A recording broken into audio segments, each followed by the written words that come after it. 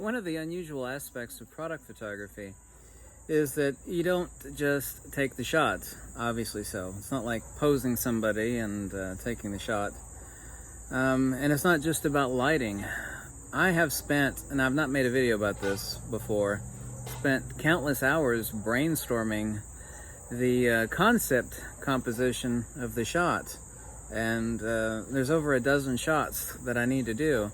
And for one, of course, you have to think about what the product is and what it's trying to say. And you know, the interesting thing about product photography is that it's meant to make the end user want to buy it. And so I'd bought some bright diamond plate. I don't know if you know what diamond plate is.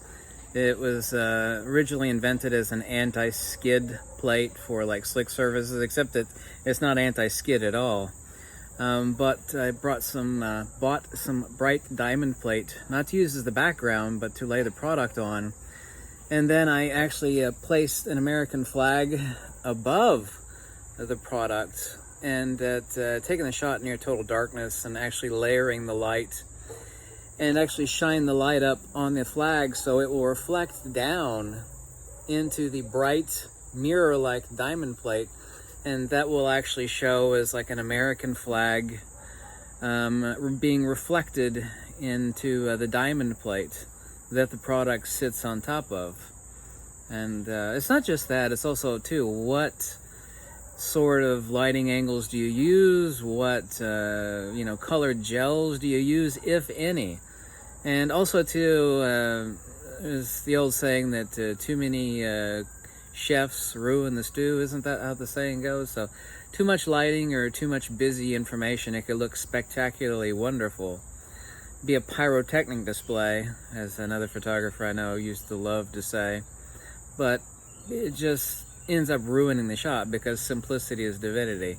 You're supposed to make something simple and elegant and yet convey the message of what it is the product is or is trying to do, which is, sell it to the end user. So the question then becomes is how much do you charge the client? See, this is the question that people need to figure out. You have to figure out what your costs are, the setup time, the post-processing time. I had to buy the diamond plating. You need to charge the client for that. You need to keep all your receipts. But then you also have to tack in how much mental energy did you spend brainstorming?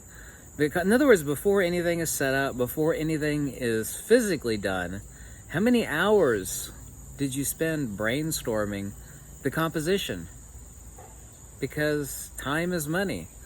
And that time that you spent smoking the wood between your ears, if you will, it's important, and you need to charge the client for it. You're never going to prove it. I spent 4 hours of mental energy designing the composition of this shot. You can't prove that, but it doesn't matter. That's one of the wonderful things about product photography. The image should speak for itself. Like, yeah, you spent some time thinking this up, so. There's a lot of stress and also, too, a lot of pleasure and fun in creating such shots. And the end result speaks for itself. But all that stuff adds up, and you need to bill the client for it. Bye. So that's what I've been busy doing lately. I've been busy setting up product shots for the client, so.